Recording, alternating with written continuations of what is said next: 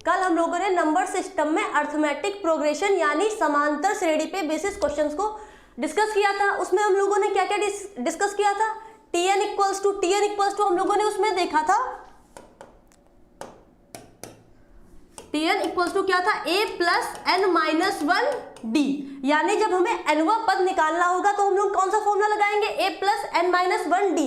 अगर हमें n पदों का योग निकालना था तो क्या लिखते थे, n पदों का योग यानी n upon 2a plus n minus 1 d। यहाँ पे n क्या था, n का मतलब नंबर ऑफ टर्म्स, पदों की कितनी संख्या है वो हमारा n हो गया, और a हमारा था जो भी हमारी सीरीज थी उसमें हमारा a था जो पहला टर्म था। इसके बाद d क्या था, d हमारा जो सीरीज में कॉमन डिफरेंस निकल के आता था यानी समान अंतर, वो हमारा डिफरेंस हो गया। अगर हमें किसी भी सीरीज में फर्स्ट टर्म और लास्ट टर्म दिया हो तो हम क्या लगाएंगे, तो हमारा फॉर्मूला होता था Sn equals to n upon 2a plus n। ठीक है, तो कल हमारे 51 क्वेश्चन तक डिस्कस हो गए थे, आज हम लोगों का है 52 क्वेश्चन यानी 52वां। देखते हैं इसमें, इस क्वेश्चन में पूछा गया है कि किसी समांतर श्रेणी में पहले 7 पदों का योग 49 है और 17 पदों का योग 279 है, तो पहले n पदों का योग ज्ञात करना है। इसमें हमें क्वेश्चन में क्या दिया है, पहले 7 पदों का योग दिया है यानी S7 हमें दिया है। तो पहले हम इसको हटाते हैं। क्वेश्चन में हमें क्या दिया, S7 दिया है, और क्या और कहा गया है कि 17 पदों का योग यानी 17 पदों का भी योग दिया गया है। 17 पदों का योग कितना है, 279, और 7 पदों का योग हमें क्वेश्चन में दिया है 49। तो अभी हम लोगों ने क्या पढ़ा है, n पदों का योग, n हमारा कितना हो गया, यहाँ पे n हमारा यहाँ पे है 7, तो S7 इक्वल्स टू हम क्या लिख सकते हैं, n अपॉन 2, n हमारा यहाँ पे 7 है तो हम लिख देंगे 7/2 2a प्लस n यहाँ पे 7 है तो n माइनस 1d यानी 7 में से 1 गया 6d। क्लियर। इसके बाद इसके इक्वल्स टू में क्या दिया था 49। अगला क्वेश्चन है कि 17 पदों का योग 279 है तो हम यहाँ पे लिखेंगे 17 पदों का योग बराबर n अपॉन 2 यानी n 17 है तो हो जाएगा 17/2 2a प्लस, अब यहाँ पे क्या लिखेंगे n माइनस 1 यानी 17 में से 1 गया, यहाँ पे हो जाएगा हमारा 16d। ये इक्वल टू हमें दिया 279। इसके बाद इसमें क्या, इसको हम लोग सॉल्व कर लेंगे, यहाँ पे आ जाएगा ये 7 से 7 कट गया, 7 7 49, और इधर भी क्या कट जाएगा 17, ये 17 का स्क्वायर होता है तो यहाँ पे 17 आ गया, ये इधर मल्टीप्लाई में उधर जाएगा डिवाइड होगा, इसलिए मैंने यहाँ पे डायरेक्टली काट दिया। यहाँ पे आएगा 2a प्लस 6d बराबर 7, और ये यहाँ पे 2 डिवाइड में है, इक्वल टू के उधर जाएगा, गुणा हो जाएगी इसकी, इधर आ जाएगा 14। दूसरी इक्वेशन क्या बन जाएगी हमारी, दूसरी इक्वेशन बनेगी 2a प्लस 16d बराबर, इधर 2 है, जब उधर जाएगा तो इसकी गुणा कर देंगे, यहाँ पे आ जाएगा 34, 17 दूनी 34। अब हमारी बड़ी संख्या ये है, ये 14 छोटी संख्या तो हम इसको नीचे लिखे ले रहे हैं, 2a प्लस 6d बराबर 14। इसको कर देंगे हम माइनस, माइनस हम कैसे करेंगे, हम इस ऊपर वाली इक्वेशन में देखेंगे कि जो साइन यहाँ पे उसका अपोजिट साइन लगा देंगे यहाँ पे, यानी यहाँ पे अगर प्लस का है तो इधर माइनस का लगा दिया, यहाँ पे कौन सी संख्या है प्लस की संख्या है तो नीचे माइनस का साइन लगा दिया। 2a और 2a कट जाएगा तो हमारा इधर कितना बचेगा 10d बराबर 20। ठीक, तो यहाँ से हम क्या करेंगे, d की वैल्यू निकाल लेंगे, d का मान आ जाएगा हमारा, ये हमारा कट जाएगा 0 0, d का मान आ गया 2। अब यहाँ पे हमारा क्या हुआ, d का मान आ गया, जब d का मान आ गया तो हमें निकालना क्या था क्वेश्चन में, निकालना था क्वेश्चन में कि find the sum of n terms यानी n पदों का योग। तो हमें इसमें a का भी मान चाहिए, यानी पहला पद क्या होगा, क्या करेंगे, ये d हमारा 2 आ गया, इसको चाहे इस इक्वेशन में पुट कर दे चाहे दूसरी वाली इक्वेशन में पुट कर दे, किसी में भी पुट करके हम क्या करेंगे a का मान निकाल लेंगे। इसमें हम देखे दे रहे, यहाँ पे पुट कर रहे 2a प्लस d कितना है 2, तो 6 दूनी 12 बराबर 14। इसके आगे यहाँ पे 2a बराबर, ये 12 इधर है उधर जाएगा तो 14 में से 12 माइनस का हो जाएगा, तो 14 में से 12 गया 2 बचा। अब a कितना आ गया, यहाँ पे ये मल्टीप्लाई में उधर जाएगा तो डिवाइड हो जाएगा, तो a का मान हमारा आ गया 1। क्लियर। अब d का मान हमारा 2 आ गया, a का मान हमारा 1 आ गया। अब क्वेश्चन में पूछा गया था n पदों का योग, तो यहाँ पे हम निकाले दे रहे हैं, इधर इसको हटाए दे रहे हैं जरा। Sn का फॉर्मूला क्या था हमारा, एस एन बराबर था हमारा n/2 2a plus n-1 d। यहां पे क्या करेंगे, हम a का मान रख देंगे और d का मान रख देंगे। n/2 2a प्लस n-1 और d का मान कितना था, d का मान हमारा 2 था और यहाँ पे a का मान कितना था, a का मान हमारा 1 निकला, तो 2 से 1 को गुणा करेंगे तो हमारा कितना बचेगा यहाँ पे 2। क्लियर। इसके बाद क्या करेंगे, ब्रैकेट को ओपन कर देंगे, तो जब ब्रैकेट को ओपन करेंगे तब कितना आएगा n/2 2 प्लस मल्टीप्लाई कर देंगे ब्रैकेट के अंदर 2n-2। क्लियर।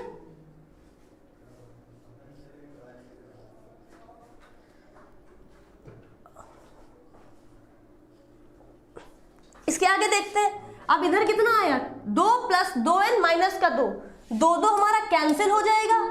यहां पे बचा n/2 गुणे 2n। यहां पे कितना बचा, 2 से 2 कट गया, आंसर आ गया हमारा n²। ठीक है, n पदों का योग हमारा कितना आया, n²। तो ऑप्शन हो जाएगा हमारा, इसमें ऑप्शन कहा, ऑप्शन ए। ठीक है, तो आंसर हमारा हो जाएगा ऑप्शन ए। क्वेश्चन में कहा गया था अगर 7 पदों का योग 49 है और 17 पदों का योग 279 है तो n पदों का योग ज्ञात करें।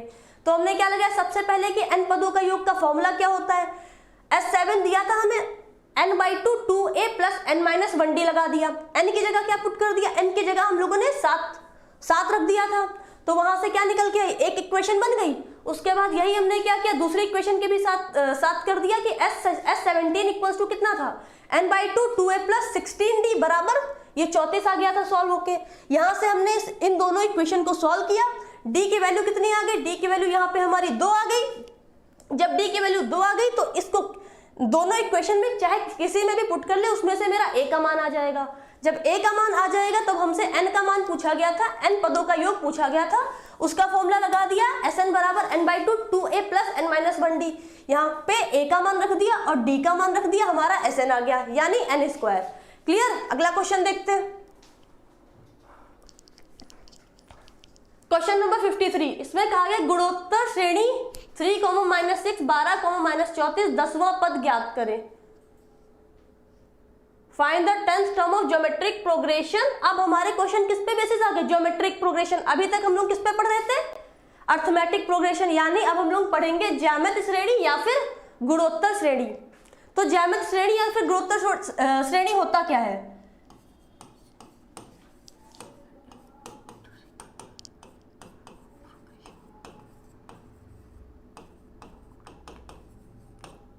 ज्योमेट्रिक प्रोग्रेशन यानी ज्यामिति श्रेणी मतलब एक ऐसी श्रेणी जिसमें इन संख्याओं का रेशियो बराबर हो, यानी इन संख्याओं का अनुपात बराबर हो। जैसे कोई भी हमें इस तरीके से दिया हुआ है 5, 10, 20, 40। ठीक है, अब जैसे ये हमें एक सीरीज दी हुई है, ये सीरीज हमारी किस में है, तो हम क्या करेंगे, यहाँ पे हमारा दूसरी संख्या है और ये हमारी पहली संख्या है, इनका हम अनुपात निकालेंगे। क्लियर। जिसमें हमारा अनुपात, किसी भी श्रेणी में जिसमें अनुपात बराबर आएगा वह श्रेणी हमारी किसमें होगी, ज्योमेट्रिक प्रोग्रेशन यानी ज्यामिति श्रेणी। तो इसका अनुपात कितना आ रहा है, इसका अनुपात आ रहा है हमारा 2। इसी तरीके से हम क्या करेंगे, अगला पद लेंगे और इसको पहले वाले से डिवाइड कर देंगे, तो ये आ जाएगा 20/10। तो कितना आया ये हमारा, ये भी आया हमारा 2। ऐसे ही हम नेक्स्ट टर्म के साथ करेंगे 40/20, ये भी हमारा कितना आ गया 2, 20 दूनी 40। ठीक है, तो ये हमारी सीरीज किसमें हो गई, ये सीरीज हमारी ज्योमेट्रिक प्रोग्रेशन यानी ज्यामिति श्रेणी हो गई।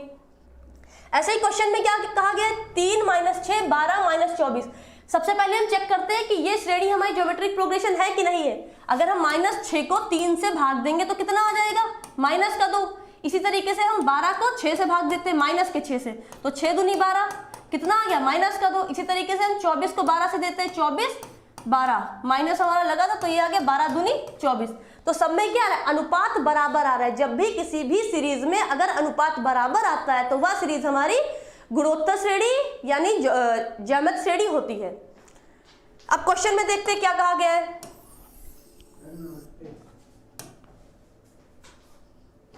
क्वेश्चन में हमें कहा गया है 10th टर्म हमें इसका निकालना है। ठीक है, तो इसमें हम सबसे पहले फॉर्मूले की बात करते हैं। 10th टर्म, तो 10th टर्म हम लोग कैसे निकालेंगे, जैसे हम लोगों ने अर्थमेटिक प्रोग्रेशन यानी समांतर श्रेणी में n पदों का योग और n पद निकालना सीखा था, वैसे हम लोग इसमें भी इसके फॉर्मूले देखेंगे। इसका फॉर्मूला होता है हमारा T10 equals to a r की पावर में n माइनस 1। क्लियर? इसमें क्या फॉर्मूला होता है? a r की पावर n माइनस 1। यहाँ पे n है, यहाँ पे n है। ये तो पहले हम फॉर्मूला देख ले कि Tn बराबर इसमें क्या होता है? a r की पावर n माइनस 1। a यहाँ पे क्या होता है? a यहाँ पे होता है हमारा पहला पद यानी फर्स्ट टर्म, और r क्या होता है? r यहाँ पे होता है हमारा रेशियो यानी अनुपात। n हमारा क्या होता है? नंबर ऑफ टर्म्स यानी संख्या, कितने नंबर हमारे क्वेश्चन में दिए गए हैं। क्लियर? ये हो गया हमारा नंबर ऑफ टर्म्स का फॉर्मूला। इसके बाद क्या होता है? इसमें योग का भी देख लेते हैं। Sn कितना होता है? n पदों का योग निकालना आ जाए तब हम कौन सा फॉर्मूला लगाएंगे ज्योमेट्रिक प्रोग्रेशन में? इसका होता है हमारा a r की पावर में n माइनस 1 बटे r माइनस 1। ठीक है? क्या होता है? सम ऑफ n टर्म्स, यानी अगर n पदों का योग निकालना हो तब हम लोग फॉर्मूला क्या लगाएंगे? a r की पावर n माइनस 1 बटे r माइनस 1। और Tn क्या हो जाएगा? Tn हो जाएगा हमारा a r की पावर में n माइनस 1। a हमारा पहला पद था, r हमारा अनुपात था, n यहाँ पे संख्याओं की डिजिट थी, मतलब जितनी संख्याएं हमें क्वेश्चन में दी गई हो। इसके बाद क्वेश्चन में पूछा गया था, क्वेश्चन पे आते हैं। 10th टर्म निकालना था, तो 10th टर्म हम क्या लिखेंगे यहाँ पे? T10। n हमारा कितना हो गया? 10 हो गया। क्वेश्चन में हमने कहा था कि संख्याएं दी जाती हैं। T10 हो गया। फॉर्मूला क्या था? a r की पावर n माइनस 1। अब सीरीज में देखते हैं, यहाँ पे a कितना है? a है हमारा 3, यहाँ पे हमने लिख दिया 3। अनुपात कितना आ रहा है? माइनस का 6 बटे 3 यानी माइनस का 2। अनुपात हमारा कितना आ रहा है? माइनस का 2। इसके ऊपर क्या लिखेंगे? n minus 1। n हमारा 10 था, तो यहाँ पे लिख देंगे 10 माइनस 1।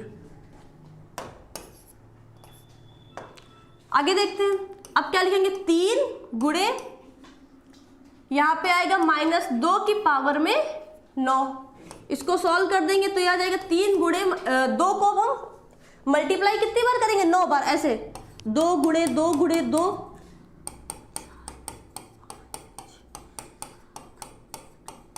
9 बार हमें इसको गुणा करना है। 1 2 3 4 5 6 7 8 9, 9 बार करेंगे तो इसका क्या आ जाएगा? ये आ जाएगा हमारा 512। अब यहाँ पे साइन कौन सा लगाएंगे? साइन कौन सा लगाएंगे? अगर यहाँ पे संख्याएं विषम संख्याएं हैं या फिर अभाज्य संख्या है तो साइन हमारा माइनस का लगेगा। अगर ये हमारी सम संख्याएं होती तो साइन हमारा कैसा लगता? प्लस का लगता। क्यों? क्योंकि माइनस माइनस प्लस होता है, प्लस माइनस माइनस और प्लस प्लस प्लस। क्लियर? तो ये आ गया। इसके बाद हम क्या करेंगे? इसको हम गुणा कर देंगे तो हमारा आंसर किस में आ जाएगा? माइनस का आंसर किस में आएगा? माइनस में। तो पहला ये आंसर तो होगा नहीं, क्योंकि ये हमारा किस में? प्लस में। ये भी आंसर नहीं होगा और ये भी आंसर नहीं होगा। हमारा आंसर कौन होगा? Answer A. अब इसको गुणा करके भी देख लेते हैं कितना आता है। 3 2 जा 6, 3 15, 1536 इज द करेक्ट आंसर। तो हमारा आंसर क्या हो जाएगा? Option A. Clear? Next question देखते हैं। Find sum of first 10 term of -11 -8 -5। ये हमें सीरीज किस में दी हुई है? ये अभी भी क्वेश्चन किस में है? एपी में है, यानी यहाँ पे श्रेणी का नाम नहीं लिखा, यहाँ पे होगा समांतर श्रेणी। समांतर श्रेणी। इसमें हमें निकालना है सम ऑफ 10 टर्म यानी S10। ठीक है? और हमें सीरीज क्या दी है? सीरीज दी हुई है -11 -8 और -5। S10 का फॉर्मूला क्या होता है? अगर यहाँ पे आखिरी का पद हमें नहीं दिया है, अगर आखिरी का पद दिया होता तो हम डायरेक्टली क्या लगा देते? n/2 a + n। लेकिन नहीं दिया है तो हम लगाएंगे Sn बराबर n/2 2a + n-1d। n यहाँ पे कितना है? n यहाँ पे मेरा 10 है तो मैंने यहाँ पे 10 लिख दिया, नीचे 2। इसके बाद क्या लिखा? 2a। a कितना क्वेश्चन में दिया है? पहला टर्म है हमारा -11, तो यहाँ पे कितना लिख दिया? -11 प्लस n-1। 10 में से 1 गया, मेरा कितना बच गया? 9। और डिफरेंस कितना दिया दोनों के बीच में? -8 इसको हम क्या करते हैं, इससे माइनस करेंगे, माइनस का 8 माइनस माइनस 11, तो कितना आ जाएगा, माइनस का 8 और माइनस माइनस प्लस, यहाँ पे आया हमारा 3, यहाँ पे लिखेंगे 3, डिफरेंस हमारा कितना आया, कॉमन डिफरेंस हमारा आ गया 3। आगे देखते हैं, अब इसमें आगे हम करेंगे, ये हमारा कट गया, कितना बचा 5, 11 दूनी 22 प्लस 27, 5 अंदर कितना बचेगा, ये माइनस का 22 है, ये प्लस का 27 है, तो साइन हमारा यहाँ पे क्या आएगा, साइन हमारा यहाँ पे आएगा प्लस। क्यों, जो संख्या बड़ी होगी वही वाला साइन लगता है, तो प्लस का साइन लगाने की जरूरत नहीं है, तो यहाँ पे आ जाएगा हमारा 5। जो संख्या बड़ी होगी हम लोग वही साइन लगाएंगे। अगर यहाँ पे ऐसे होता माइनस का 27 प्लस 25, तो हम कितना लिखते हैं, माइनस का 2। क्लियर, तो ऐसे हमने यहाँ पे क्या कर दिया, 5 आ गया, तो इसका आंसर आ जाएगा 25, इसका आंसर आएगा हमारा 25। ऑप्शन में देखते हैं, ऑप्शन नंबर ए हमारा आंसर हो गया। क्लियर, क्वेश्चन में हमसे पूछा था कि 10 पदों का योग ज्ञात करना है, हमें 10 पदों का योग ज्ञात करना है, यानी जोड़। तो S10 बराबर क्या हो गया, n/2 2a plus n-1d, value रख दिया, आंसर आ गया। अगला देखते हैं हम लोग,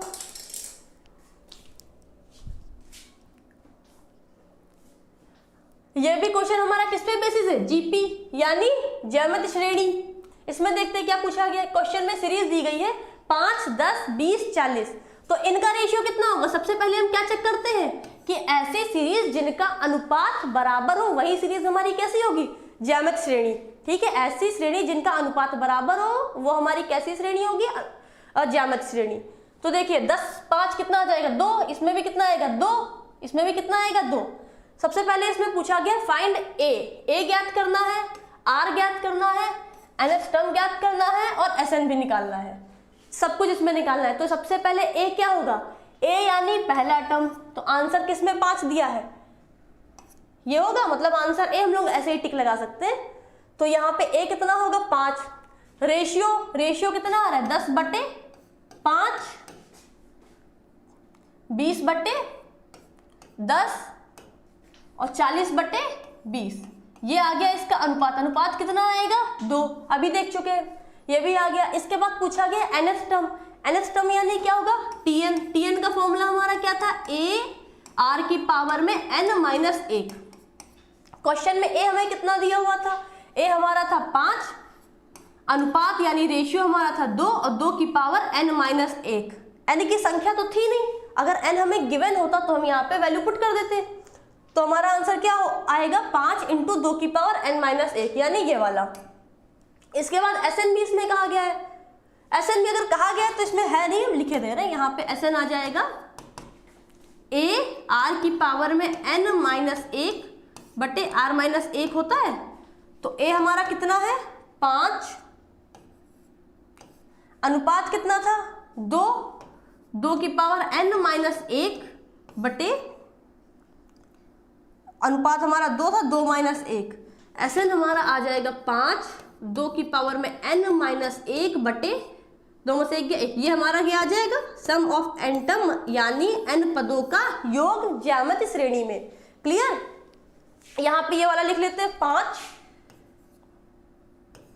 2 की पावर में n-1, ये हमारा क्या आ गया, n पदों का योग। क्लियर, अगला क्वेश्चन देखते हैं।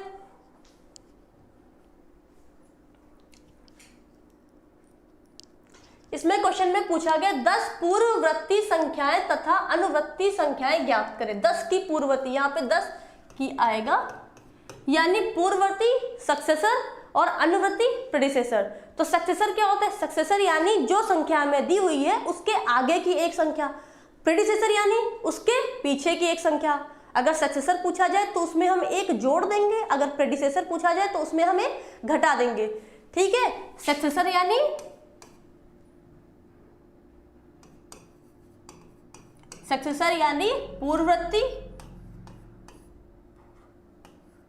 पूर्ववर्ती, उसमें क्या करेंगे हम +1 कर देंगे। अगर प्रेडिसेसर पूछा जाए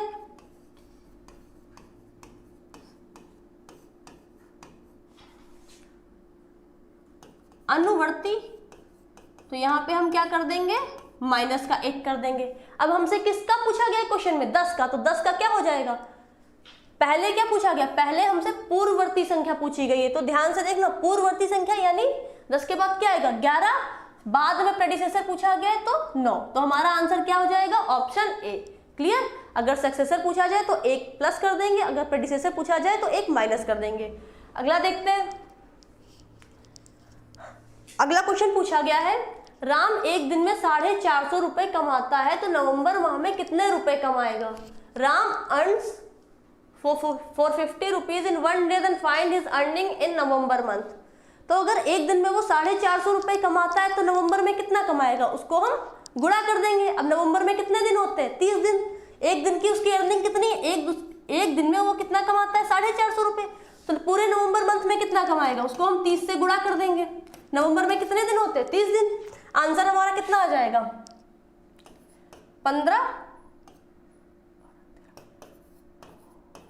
13,500। उसकी नवंबर मंथ की पूरे महीने की कमाई कितनी हो जाएगी, 13,500। क्लियर। अगला क्वेश्चन देखते हैं।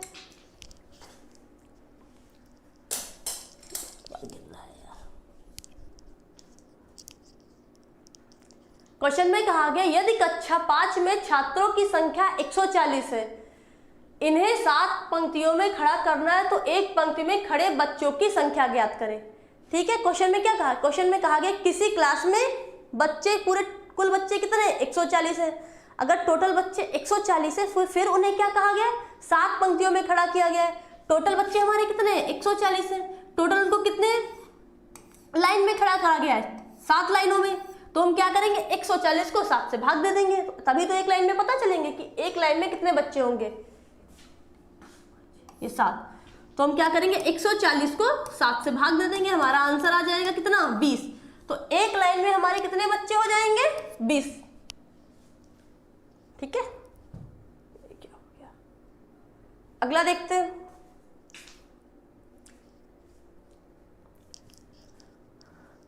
नंबर क्वेश्चन में कहा गया, यदि 1 मीटर कपड़ा 220 रुपए का है तो 5 मीटर कितने रुपए का होगा।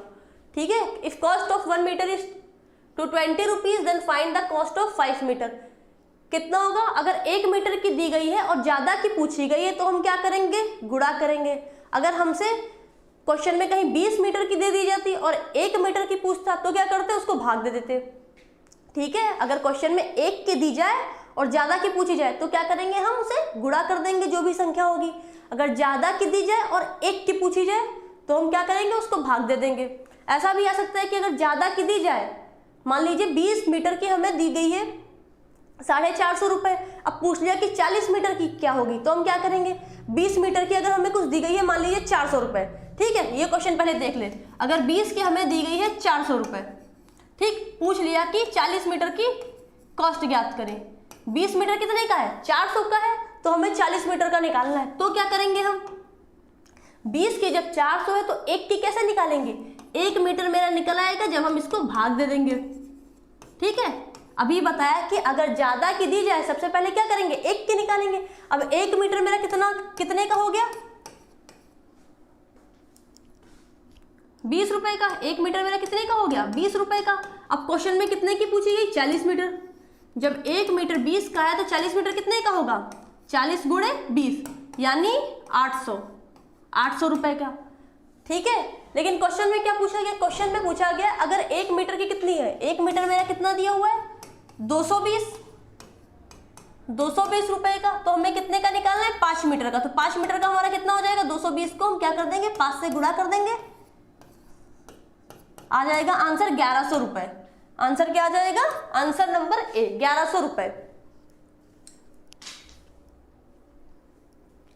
नेक्स्ट क्वेश्चन में दिया, क्वेश्चन नंबर 60 में कहा गया 10 से 20 के मध्य विषम संख्याओं का योग ज्ञात करें। तो विषम संख्याएं हमारी क्या होती है, विषम संख्याएं यानी ऑड नंबर। ऑड नंबर हमारे क्या होते हैं, ऐसी संख्याएं जो 2 से विभाजित ना हो।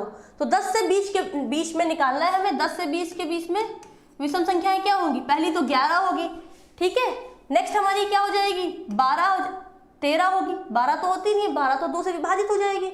अगली क्या हो जाएगी 15, अगली 17, नेक्स्ट 19, ये सारी हमारी कैसी संख्याएं हो गई, विषम संख्याएं जो 10 से 20 के बीच, 10 से 20 के बीच में आती हैं। ठीक, फिर इनका क्या निकालना है, सम निकालना है यानी योग। अब हम इसको क्या कर देंगे, जोड़ देंगे, कितना आ जाएगा 5 75। आंसर हमारा कितना हो जाएगा 75। तो आंसर ए हो जाएगा 10 से 20 के बीच में हमारी विषम संख्याओं का योग कितना आ गया 75। अगला क्वेश्चन देखते हैं। क्वेश्चन में कहा गया 104 प्राप्त करने के लिए 8 को कितनी बार जोड़ेंगे। ठीक, क्वेश्चन का कहने का मतलब क्या है, अगर हमें 104 चाहिए तो 8 को कितनी बार जोड़ेंगे। तो सबसे पहले हम क्या करते हैं, हमें यूनिट डिजिट कॉन्सेप्ट पता है, यानी इकाई का अंक निकालना पता है। जैसे हम आंसर से लेते हैं, पहला क्या है 14 बार। अगर हम मान लेते हैं कि 14 बार सही है, तो 8 को जब 14 बार हम वो करेंगे, जोड़ेंगे, तो इसका इकाई का अंक कितना आएगा 8 चौक 32। इकाई का अंक कितना आएगा हमारा 32। तो ये आंसर हमारा क्या हो जाएगा गलत। अगला देखते हैं, अगर हम इसको 13 बार जोड़ेंगे तो क्या हो जाएगा 8 तिया 24। इसका इकाई का अंक 24 मतलब 4 आ रहा है। इकाई का अंक कितना आ रहा है 4 आ रहा है। तो ये आंसर हमारा क्या हो सकता है, करेक्ट हो सकता है। आगे देख लेते हैं। ठीक है, नेक्स्ट क्वेश्चन क्या है 12। अगर हम 8 को 12 बार जोड़ेंगे तो हमारा कितना आएगा 8 दूनी 16। इकाई का अंक हम लोग सिर्फ देख रहे हैं, इकाई का अंक हमारा कितना आएगा 16 6। तो ये आंसर भी हमारा क्या हो जाएगा गलत। नेक्स्ट क्या है 11 बार। अगर 8 को हम 11 बार जोड़ेंगे तो हमारा इकाई का अंक कितना आएगा, सिर्फ हम इकाई के अंक से करेंगे तो ये आएगा 8, जो भी क्या हो जाएगा हमारा आंसर गलत। तो हम लोगों का आंसर क्या हो जाएगा, आंसर बी। अब ऐसे हमें 8 करके जोड़ेंगे नहीं 13 बार, हम क्या कर देंगे सिर्फ उसको गुणा करके देख लेंगे, वो भी सिर्फ और सिर्फ इकाई का अंक यानी यूनिट डिजिट। अगला क्वेश्चन देखते हैं। क्वेश्चन में हमें एक संख्या दी हुई है, ये कहा गया ये 12 से विभाजित करेंगे तो मान ज्ञात करें। क्वेश्चन में होगा अगर ये संख्या 11 से पूरी तरीके से विभाजित है। क्वेश्चन में ये संख्या 11 से पूरी तरीके से क्या है विभाजित है, digit will be divisible by 11। तो हमें क्या मान ज्ञात करना है, x का मान ज्ञात करना है। तो x का मान यहाँ पे, तो x का मान हमें निकालना है। क्लियर। अभी हमने क्या बताया था, डिविजिबिलिटी हम लोगों ने डिस्कस की थी कि डिविजिबिलिटी किसकी किसकी इंपॉर्टेंट थी, 7 11 9 13 ये सारी डिस्कस की थी। अब हमें इसमें 11 की देखनी है, 8 5 7 x 3 2 ये हमारी क्या हो गई संख्या।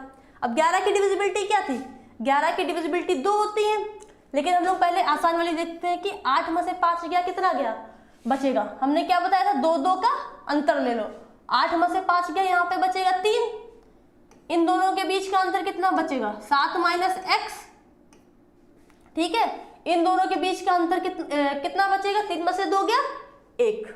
ठीक, फिर क्या करते हैं सबका जोड़ कर देते हैं, और वो जोड़ हमारा क्या होना चाहिए कि 11 से अगर डिविजिबल होगा या फिर 11 आएगा या फिर 11 का कोई गुणज यानी मल्टीप्लाई या फिर 0। ठीक है, जब हम इसको जोड़ेंगे तो हमारा कितना आना चाहिए, या फिर 0 है या फिर 11 है या फिर 11 का कोई गुणज। तो यहाँ पे कितना आ जाएगा, अगर हमने इसको जोड़ा आएगा 11 माइनस x। ठीक है, अब ये संख्या हमारी 11 से पूरी तरीके से विभाजित थी। जब ये पूरी तरीके से विभाजित थी तो यहाँ पे x का मान कितना होना चाहिए, हमें क्या लाना है, हमें या फिर 0 लाना है या फिर 11 लाना है या फिर 11 का कोई मल्टीपल लाना है। तो यहाँ पे अगर हम x का मान 11 रख दें तो ये कितना आ जाएगा 0 आ जाएगा। ऑप्शन में देख लेते हैं, ऑप्शन नंबर ए हमारा क्या हो जाएगा आंसर। 12 देख लेते हैं रख के तो क्या होगा, नहीं आएगा। 0 रखेंगे तब भी हमारा आंसर नहीं आएगा, 10 रखेंगे तब भी हमारा आंसर नहीं आएगा। ठीक, एक तो ये होता है। एक हम लोग कैसे करते हैं, एक हम लोग ऐसे करते हैं 8 5 7 x 3 2। यहाँ पे हम प्लेस वैल्यू ले लेते हैं किसकी किसकी, ऑड और इवन की, यानी विषम संख्याओं की और सम संख्याओं का स्थानीय मान लेते हैं। जैसे 8 + 7 + 3। ठीक है, फिर हम क्या करते हैं विषम संख्याओं का लेते हैं, 5 + x + 2 18 7 + x। फिर क्या करते हैं इन दोनों के बीच का अंतर निकालते हैं, तो ये आएगा 18 माइनस 7 ± x।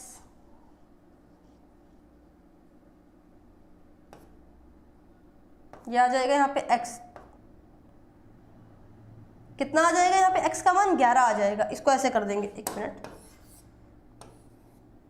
इसको जब हम माइनस करेंगे यहाँ पे कितना आएगा, 18 में से 7 गया 11, और 11 का मान किसका आ गया, x का मान हमारा कितना आ गया, 11। क्लियर, चाहे ऐसे कर ले चाहे ऐसे, ये वाला ज़्यादा इजी रहता है। ठीक, अगला क्वेश्चन देखते हैं। क्वेश्चन में, ये भी क्वेश्चन हमारा डिविजिबिलिटी बेस है। क्वेश्चन में दी गई है ये डिजिट, और क्वेश्चन में पूछा गया किससे विभाजित है। ऑप्शन में क्या है, 7, 11, 13, 14। तो अगर संख्या 14 से डिविजिबल होती तो 7 से भी होगी। 7, 11, 13 की डिविजिबिलिटी एक बताई थी कि अगर कोई भी संख्या हमें दी गई हो तो आखिरी की 3 संख्याएं और पहले की 3 संख्याओं को क्या करेंगे, माइनस कर देंगे। अगर उनका अंतर, उनका डिफरेंस इन तीनों से विभाजित है, किसी से भी, चाहे 7 से हो, चाहे 11 से हो, चाहे वो 13 से हो, तो वो संख्या इससे पूर्णतः विभाजित होगी। तो संख्या हमारी है 6, 5, 9, 6, 2, 4। ठीक, अब इसको माइनस कर लेते हैं। 6, 5, 9, 6, 2, 4, कितना आया, 5, 3, 35 आया। इन दोनों का अंतर कितना आया, इसका और इसका हमने अंतर निकाल लिया, कितना आया, 35 आया। अब क्या करेंगे, ये 35 7 से विभाजित है तो हमारा आंसर क्या हो जाएगा, आंसर ए। अगला भी देख लेते हैं, क्या ये 35 हमारा 11 से विभाजित है, नहीं है, तो ये आंसर भी हमारा गलत हो जाएगा। 13 ये भी नहीं होगा, और 14 तो होगा ही नहीं, तो हमारा आंसर क्या हो जाएगा, option number A. Next question देखते हैं। तो नंबर सिस्टम हमारा खत्म हो गया है। अब हम लोग क्या डिस्कस करेंगे, नेक्स्ट टॉपिक डिस्कस करेंगे। इसमें हम लोगों ने क्या क्या देखा, डिविजिबिलिटी देखी, भाज्यता, और हम लोगों ने यूनिट डिजिट कॉन्सेप्ट देखा, यानी इकाई का अंक निकालना, और हम लोगों ने जो भी क्वेश्चंस लगाए। इसके बाद हम लोगों का नेक्स्ट टॉपिक होगा एलसीएम और एचसीएफ। ठीक है।